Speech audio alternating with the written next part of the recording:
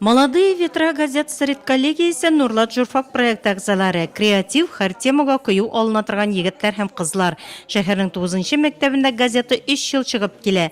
Төсле буяулар белән игътибарны әллә кайдан җәлеп итә ул. Укучылары, укытучылар һәм әти-әниләр. Без мәктәптән, районыдан темалар алабыз. Монда безнең педагог-организатор яза һәм активистлар. Безнең бар Эмиль Шайдулин, бу безнең редактор була. Ул безгә газетага ясый фон.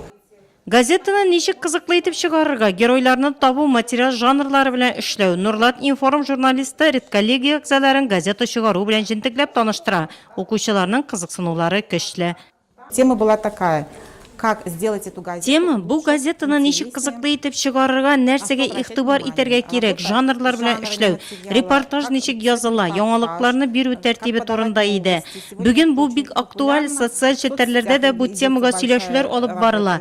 Балаларны бик күп әйберләр кызыксындыра, техник моменттан алып газетаны чыгарганчага кадәр. Чын газетаны кызыклы итеп чыгару өчен нишләргә, геройларны ничек эзләргә?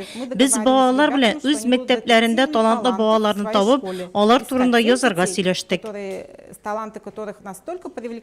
Очрашу укучыларга өйрәнү һәм журналист һөнәренең нечкәлекләренә төшенү өчен кызыклы булды.